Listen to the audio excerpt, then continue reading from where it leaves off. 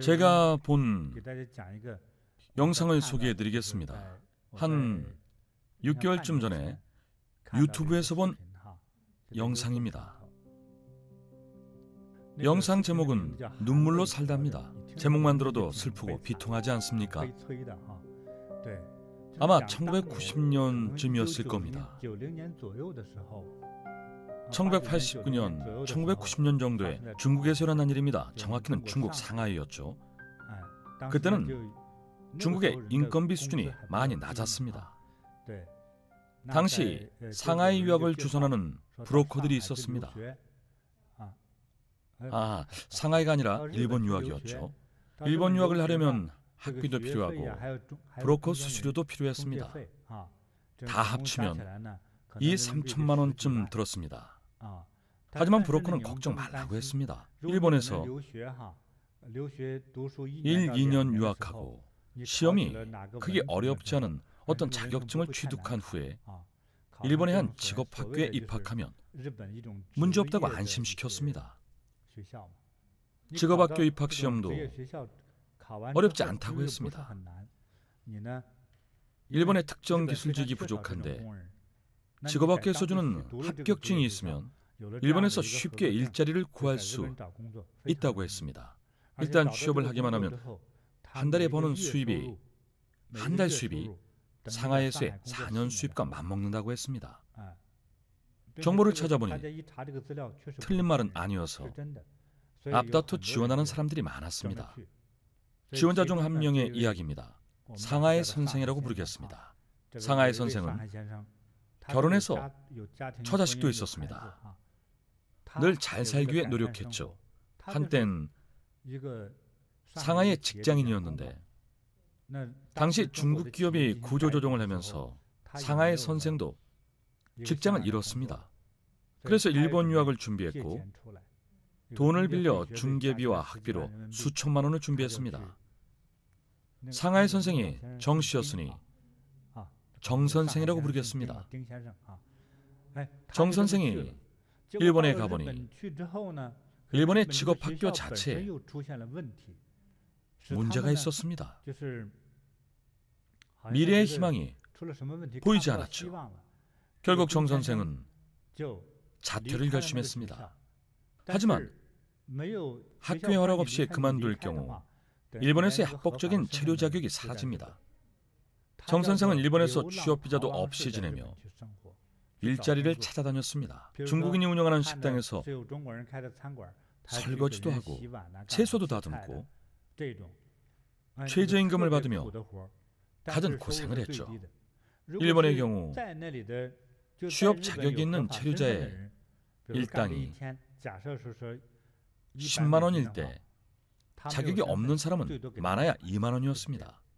게다가 악덕 사장이라도 만나면 보름 정도 일을 시키다가 경찰위원이 도망가라면서 임금을 떼어먹기 일쑤였죠. 한 번 도망치면 돌아올 수 없었고 돌아오도 사장은 모른 척했습니다.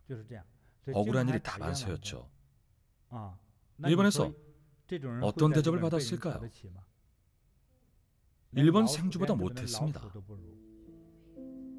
밑바닥 중에 밑바닥이었죠. 그나마 생주는 밤에 마음껏 돌아다니기라도 하지만 정 선생은 경찰에 잡힐까봐 밤길도 조심스러웠죠. 나갈 엄두도 못 냈습니다. 당시 정 선생은 불법 체류자 처지였기 때문에 한 번이라도 세관에 끌려가면 이름에 손도장을 찍고 사진으로 얼굴이 알려져서 다시는 일본에 입국할 수 없었습니다. 그러면 빚은 어떻게 갚겠습니까? 중국에서도 직장은 없었죠. 이러지도 저러지도 못하는 상황에서 결국 그는 일본에 남기로 결정했습니다. 그리고 일본에 사는 동안 뭐든 닥치는 대로 일했습니다. 특히 식당 일이란 일은 안 해본 게 없었습니다. 설거지, 칼질, 요리는 물론이고 테이블, 바닥 닦기부터 청소까지 뭐든 다 했습니다. 일본 요리는 뭐든 할 수 있었고 중국 요리도 못하는 게 없었죠. 상하이 요리는 더 잘했습니다. 평생 해본 적도 없던 일을 일본에 와서 익혀나갔습니다. 정 선생은 일본에서 최저임금을 받고 일했지만 조금의 생활비만 남겨두고 전부 집으로 붙여 딸의 학비를 지원했습니다. 나중에 딸은 상하이 푸단대학교에 부속 중고등학교에 입학했습니다. 중국 최고의 명문 학교였죠. 학비가 만만치 않은 학교였습니다. 정 선생은 최저임금을 받아가며 딸의 학비를 마련하기 위해 지칠 줄 모르고 소처럼 일만 했습니다. 쉬지 않고 일만 했죠. 하지만 고향의 부인은 물론 어머니마저 정 선생을 오해했습니다. 너무 오랫동안 귀국하지 않았으니 부인은 정 선생의 얼굴도 기억이 가물가물할 지경이었습니다. 부인은 남편이 현지에서 딴 여자와 살림을 차렸다고 확신했죠. 그래도 딸에 대한 애정으로 돈을 보내주는 것이라고 생각했습니다. 정 선생은 일본에서 가정고생을 다 했습니다. 일본 지하철역에 화장실을 청소할 때도 있었죠. 화장실 바닥에 엎드려 걸레로 바닥을 닦는 일은 일반 가구를 닦는 것보다 100배는 더 힘들었습니다. 청소 검사원의 눈은 유달리 날카로웠으니까요. 조금만 색이 마음에 안 들면 곧장 다시 닦으라고 했습니다. 벌금을 매기거나 해고하기도 했죠. 열심히 일할 수밖에 없었습니다. 정 선생이 이렇게 고생할 때도 고향의 부인은 남편이 배은망덕하게도 처자식을 버렸다고 믿었습니다. 정 선생은 오랜 세월 계속해서 딸의 학비를 지원했습니다.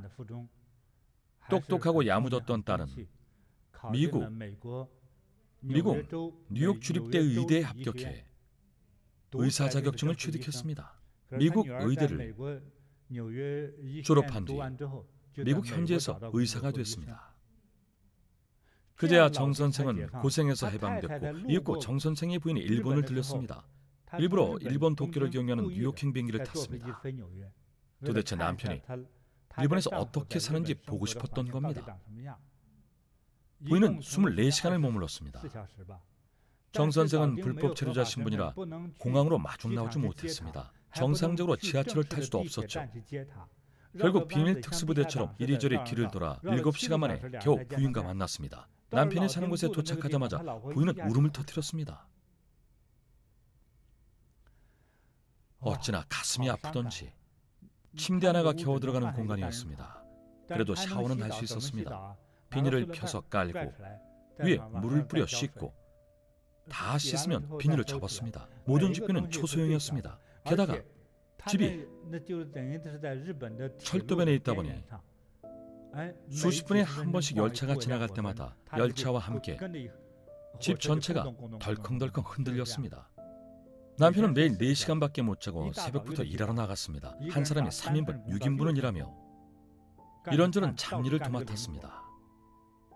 이 다큐멘터리를 찍은 감독은 일본에서 성공한 화교였습니다. 한 방송국 관계자였는데 사실 이 프로그램을 두고 원래는 촬영을 포기하려 했지만 너무 감동적인 나머지 촬영을 계속했습니다. 중간에 못 버티고 포기한 사람들도 있었지만 계속 촬영하는 사람들은 내내 큰 감동을 받았죠. 부인이 남편 집을 가보니 처참하게 그지없었습니다.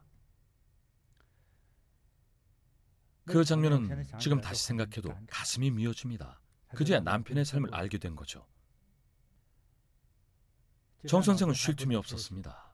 딸이 다니는 뉴욕 의대는 학비만 수억 원이나 됐고 그 학비를 대야 했으니까요. 정 선생은 소처럼 일했습니다. 매일 녹초가 될 지경이었죠. 그래도 희망을 받기에 행복했습니다. 몇 년이 지난 뒤 정 선생은 일본을 떠나 미국에 도착했습니다.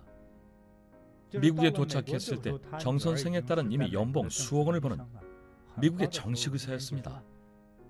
한평생 일만 해온 정 선생은 미국에서도 쉬지 않고 뉴욕의 일본 식당에서 일했습니다. 일을 한 지 한 달쯤 지나자 일본 식당의 일본인 사장이 마치 극락세계라도 간 듯 싱글벙글하며 말했습니다. 살면서 이렇게 성실한 직원을 본 적이 없습니다. 식당의 모든 일을 완벽하게 해냅니다. 미국 전체를 뒤져도 이런 분은 없을 겁니다. 제가 본 사람 중 최고입니다. 일본에서 최하층으로 살아왔기 때문에 남보다 100배는 더 열심히 일하고 노력해야 했습니다. 모든 일을 완벽하게 하는 것이 업무 습관이 된 겁니다. 주방도 윤이 날 정도로 닦았습니다. 촬영 당시에도 이미 깨끗했지만 정 선생은 아직 부족하다면서 주방 곳곳에 빡빡 문질렀습니다. 반짝반짝 윤이 나야 비로소 만족했죠. 일할 때도 요령 한 번 피우지 않았습니다. 중식당의 요리사들은 한가할 때 뒷문에서 담배를 피웁니다. 일본에서는 월급을 받는 업무 시간에 뒤에서 커피를 마시거나 잡담을 하거나 담배를 피우거나 화장실에 틀어박히는 것이 불가능합니다. 일본 사장들은 초 분 단위로 근무 시간과 급여를 계산하니까요. 당연히 힘들겠죠. 여러분께 묻겠습니다. 과연 정 선생의 일을 하며 모욕을 느꼈을까요? 참아야겠다고 생각하지 않았을까요? 무작정 참진 않았습니다. 마음을 잘 다스렸나 봅니다. 딸을 위해서 버텼습니다. 아주 긍정적인 사람이네요.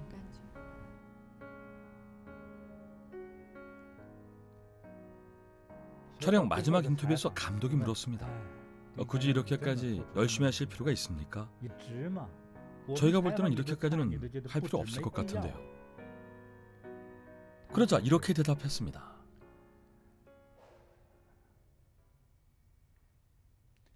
자식을 위해 뭔가를. 저도 목이 메어서 말이 안 나오네요.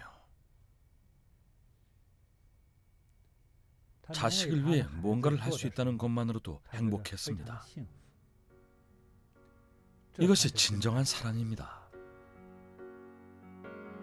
활 만드는 사람은 활을 다루고 뱃사공은 배를 다루며 목수는 나무를 다루고 지혜로운 사람은 자신을 다루네. 아무리 바람이 거세게 불지라도 반석은 흔들리지 않는 것처럼 지혜로운 사람은 그 뜻이 굳어 비난과 칭찬에도 흔들리지 않네.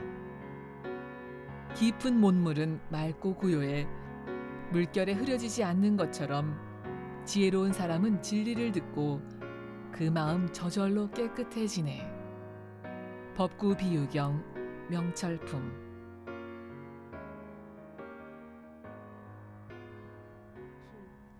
저도 정 선생의 기사를 찾아보니 이 다큐멘터리는 꼭 한번 봐야 될 것 같습니다. 정말 감동적입니다. 그래도 좋은 결말로 끝나서 정말 마음이 편합니다. 딸이 아주 잘 자라서 미국 사회에 잘 정착했으니까요. 지난 2020년에 나온 기사를 보니 정 선생이 결국 무사히 미국 국적을 취득했다고 합니다. 잘 됐군요. 그리고 정 선생의 따님은 코로나19 방역 최전선에서 수많은 목숨을 살렸답니다. 정말 장합니다. 온 가족이 행복한 결말을 맞았습니다. 정 선생의 고생이 헛되지 않았군요. 그럼요. 과연 정 선생이 모욕을 참은 걸까요? 아닙니다. 모욕을 참은 것이 아닐 뿐만 아니라 결국에는 사람들의 존경을 받았습니다. 이 다큐멘터리가 방영된 이후 수많은 사람들의 격려와 찬사가 이어졌습니다. 일본을 떠나 고국으로 돌아갈 때는 공항에서 일본 경찰의 격려도 받았습니다. 격려까지 받았군요. 네. 선생님, 그렇죠. 그랬습니다. 일본 공항에 도착했을 때 일본 이민국 경찰들이 거수격려를 했습니다. 왜 그랬던 거죠? 중국에서 온 성인 남성이 체류 자격도 없이 그리 오래 머물면서 단 한 건의 범죄도 저지르지 않았습니다. 정말 도덕적인 분이었군요. 신념이 확고한 사람이었습니다. 가족들의 더 나은 삶을 위해 필사적으로 일하면서도 단 한 건의 범죄 행위도 저지르지 않았습니다. 부정한 재물에는 손도 대지 않았군요. 네. 게다가 청렴했고요. 버는 돈은 모두 가족에게 붙이고 정작 본인은 일본에서 계집보다 못한 곳에서 살았습니다. 정말 존경스럽습니다. 참으로 존경스러워요.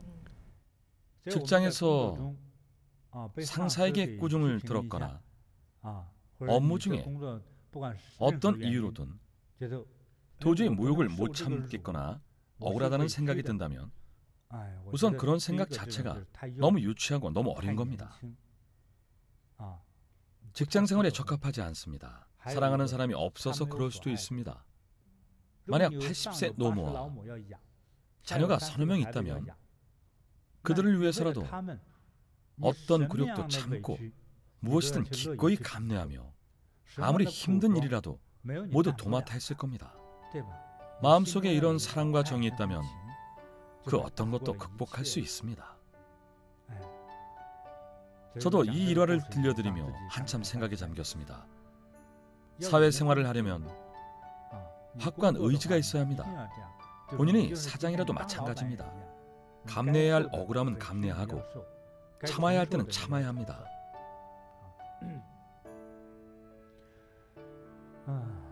저 스스로도 이 이야기에 많이 몰입한 것 같군요. 저희들도 그렇습니다. 다들 감동에 빠져 있습니다. 이야기를 하나 더 들려드리죠. 이번 이야기도 아주 흥미진진합니다. 이야기의 제목은 누가 내 아이를 데려갔을까? 이번 이야기의 제목입니다. 누가 내 아이를 데려갔을까? 이 이야기도 실화입니다. 1992년 미국 켄터키주의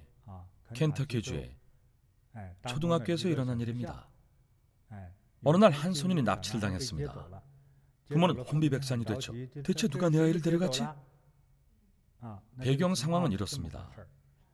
소년의 아버지는 복잡한 사정으로 전처와 이혼했습니다. 이혼 후 아버지는 재혼을 했는데 아주 어린 아가씨와 재혼했습니다.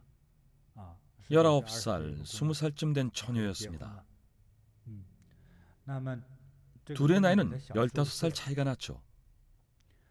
어린 처자는 결혼 후 곧 임신을 했습니다. 아이를 가졌죠. 젊고 활발했던 처자는 남편의 이혼 경력은 있지만 그래도 남편을 무척 사랑했습니다. 아주 깊이 사랑했죠. 하지만 남편은 시간이 날 때마다 전처의 아들인 소년과 시간을 보냈습니다. 부모 중 누가 양육권을 가져갔는지 기억이 안 나는군요. 엄마였었죠? 엄마였습니다.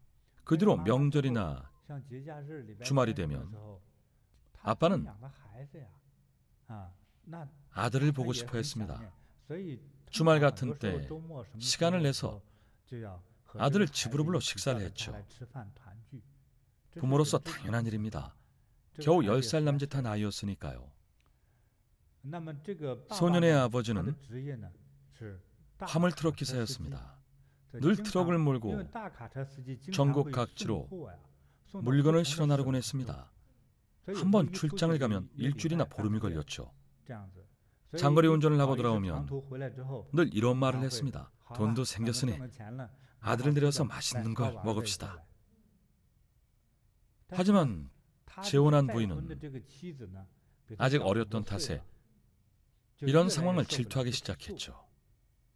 집에 다른 사람이 없이 부부 둘만 있을 때는 더 오붓하게 지낼 수 있죠.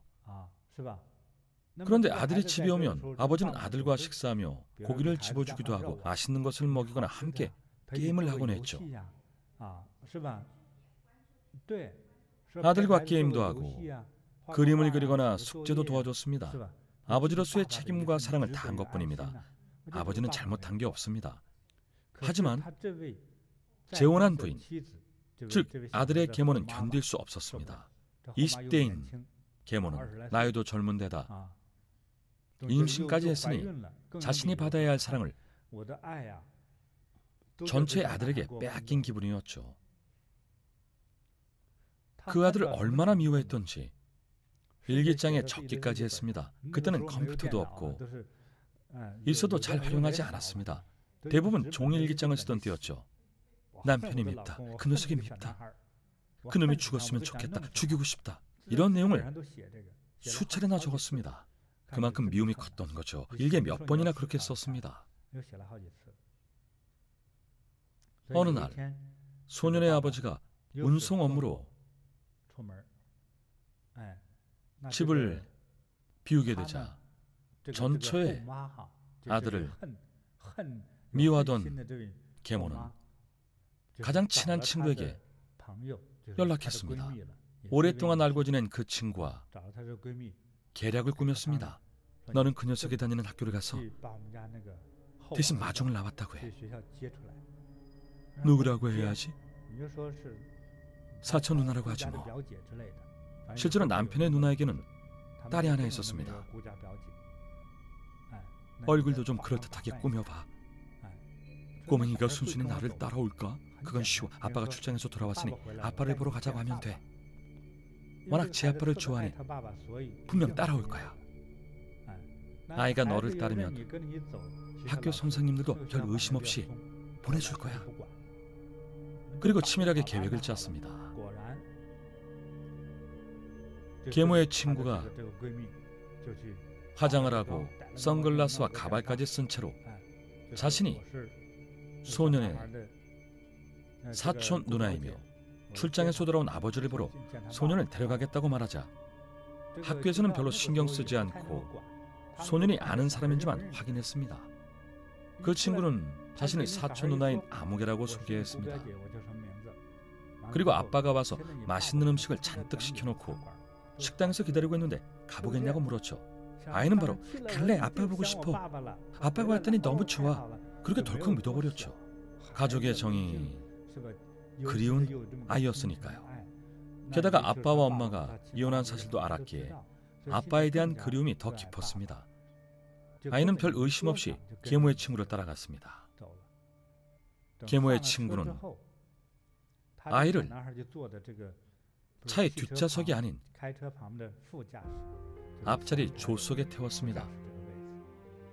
차가 움직이기 시작했습니다. 그 사이 계모는 뒷좌석에서 옷으로 몸을 가리고 숨어 있었습니다. 차가 움직이기 시작하자 계모가 벌떡 일어나 손과 팔로 앞자리에 있던 소년의 목을 졸랐습니다. 아무리 여자라도 어른이 뒤에서 어린아이의 목을 졸랐으니 소년은 저항도 못해보고 목이 졸려 죽었습니다. 당시 운전하던 계모의 친구도 전문 킬러는 아니었기 때문에 순간 넋이 나갔습니다. 그러지 마. 지금 뭐하는 짓이야. 안 돼. 하지만 차를 세워 말리지는 않았습니다. 얼마 후 소년이 잠잠해지고 목 졸려 죽고 나서야 적당한 곳에 차를 댔습니다. 계모가 친구에게 소리쳤습니다. 헛소리 그만해. 친구는 계모에게 사람이 어쩌면 그리 못일 수 있냐며 왜 아이를 죽었냐고 타박했지만 계모는 오히려 당당했습니다. 헛소리 그만해. 내가 저 녀석을 죽인 게 죄라면 너한테도 절반은 책임이 있어. 왜? 네가 애를 불러냈잖아. 학교 선생님들이 증언할 거야. 친구는 아차 싶었죠. 내가 공범인 거야? 당연하지. 그럼 이제 어떡하지? 무서워 죽겠어. 벌벌 떨고만 있지 말고 빨리 이 녀석을 어디다 묻어버리자. 계모와 친구는 곧장 가스와 휘발유를 사서 근처의 폐탄광에서 아이의 시체를 태운 후 구덩이에 파묻었습니다. 그날 소년의 친엄마가 학교로 마중 나갔지만 아들이 안 보였습니다. 아이 아빠에게 전화를 해보니 난 아직 밖이야. 난 마중 안 갔는데. 학교에 물어보니 사촌 누나가 데려갔다고 했죠. 아빠도 어리둥절했습니다. 사촌한테 부탁한 적 없어. 당신이 데려갈 줄 알고 마중 안 나갔지. 아이의 친엄마는 한급히 경찰에 신고했습니다. 사촌 누나라는 사람의 이름으로 전국 40여 개 주를 검색했죠. 인근의 동명인 4명을 전부 조사해봤지만 당시 현장에 없었다는 확실한 증거가 있었습니다. 아이의 실제 사촌 누나나 그 이름을 가진 사람 중에도 아이를 데려간 사람은 없었습니다. 그런데 당시 학교 밖에서 아이의 마중을 도왔던 한 도우미 직원이 말했습니다. 아니요, 이렇게 생기지 않았어요. 그리고 인상착의를 말해줬습니다. 그렇게 예쁜 얼굴은 아니고 가발을 쓰고 있었어요. 가발은 쉽게 알아볼 수 있어요. 당시 미국 여자들 중 상당수가 가발을 쓰고 다녔습니다.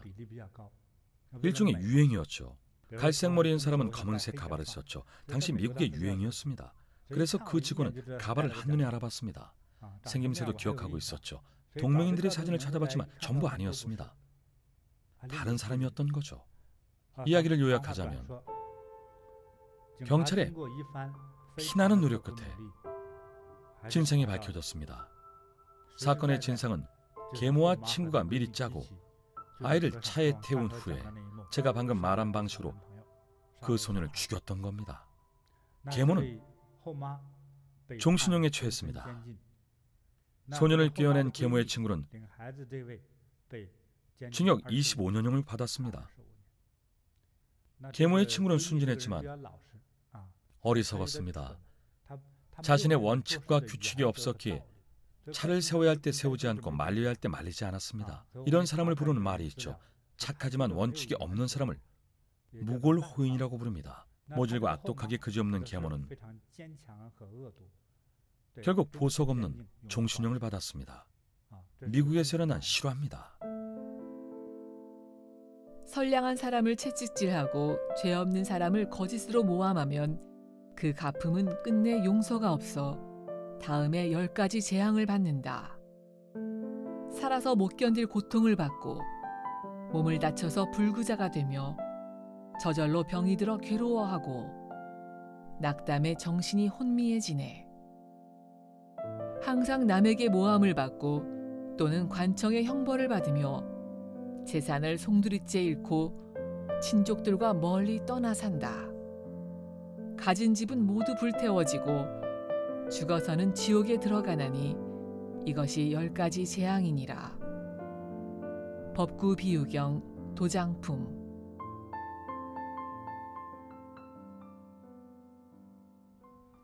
과연 계모가 나중에 후회를 했을지 궁금하네요. 너무나 잔혹한 이야기입니다. 계모 본인도 임신을 해서 곧 어머니가 될 몸인데 아마 자기가 낳은 자식은 끔찍이도 아꼈을 겁니다. 그런데 본인의 일기에는 전처의 아들이 밉고 남편이 밉다고 썼습니다. 전처의 아들이 남편의 사랑을 빼앗아간다고 생각했죠. 계모는 소년에게 분노했고 소년을 생판 나무로 취급하며 죽이고 싶은 마음이 들었습니다. 계모는 소년만 없으면 남편의 사랑을 독차지할 수 있다고 생각했습니다. 정말 편협한 사랑이에요. 질투와 미움이 합쳐져 결국 살인 충동을 일으켰습니다. 정말 안타깝습니다. 제가 생각할 때 이 사건의 직접적인 원인은 계모의 질투심입니다. 계모는 전처의 아들을 질투했습니다. 남편과 전처의 소생인 아들을 질투했죠.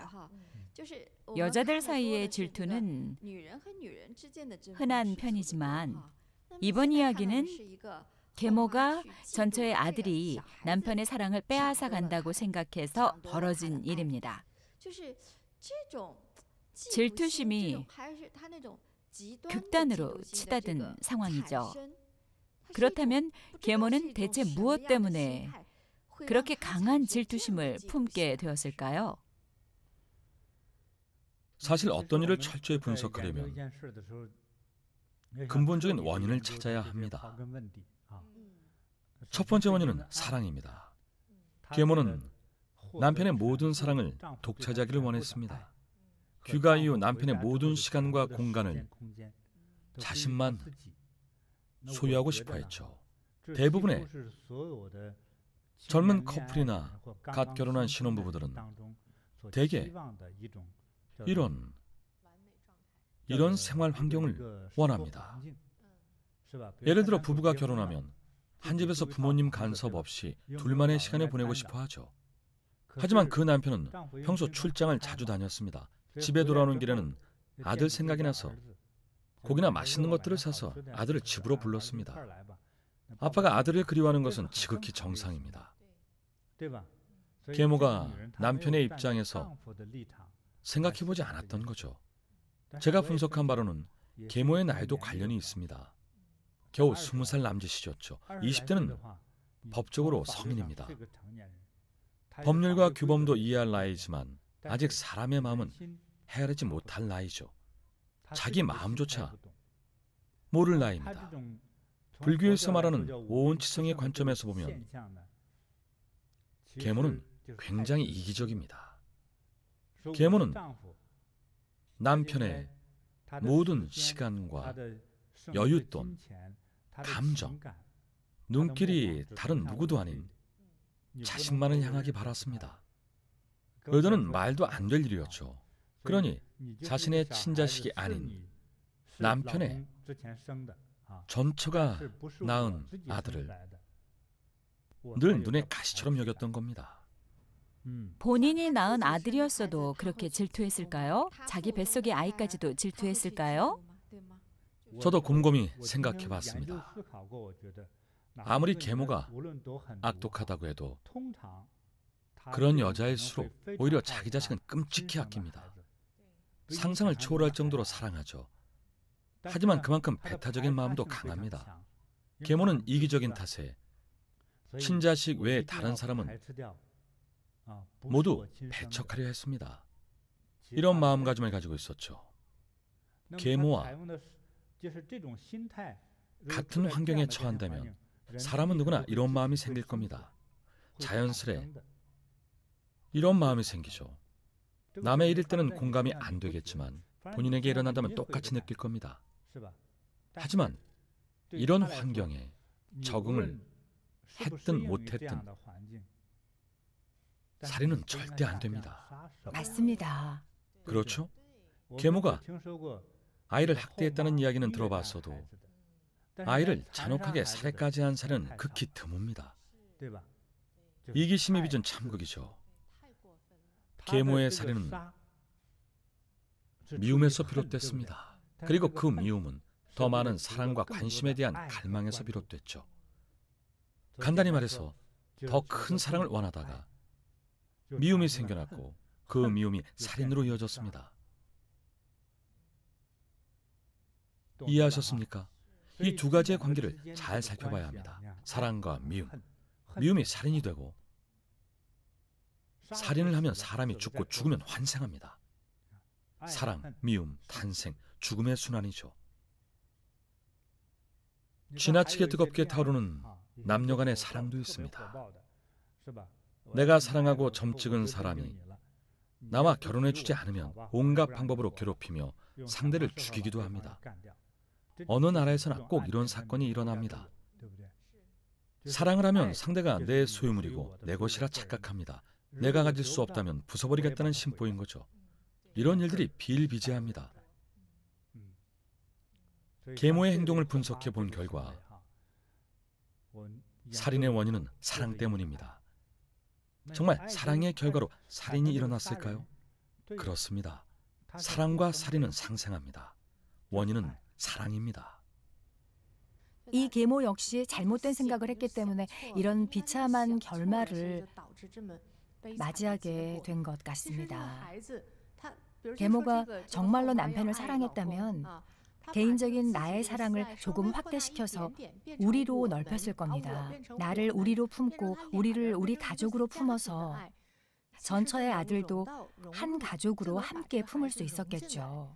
계모가 조금만 더 깊이 생각했다면 10살 남짓한 그 또래의 아이들을 잘 관찰했을 겁니다. 그 나이대의 남자아이들이 어떤 생각과 행동을 하는지 잘 살펴보고 나중에 자기 아이가 그 나이가 되었을 때 더 잘 교육시켜서 긍정적인 결말을 맺었을 텐데 아무 생각도 못한 채 오로지 저 녀석을 밀어내겠다는 마음만 가득했습니다. 사실 더 큰 관점에서 훗날 이런 일이 생기는 것을 근본적으로 막으려면 우선 교양을 쌓아야 합니다. 이 수업을 통해 사랑을 베푸는 법, 너그럽게 대하는 법, 사랑하는 사람과 주변 사람을 끌어안고 어루만지는 법을 배울 수 있습니다. 아내가 예쁘면 처갓집 말뚝에도 절을 한다고 하죠. 그런 말도 있죠. 올바른 애정관을 가져야겠군요.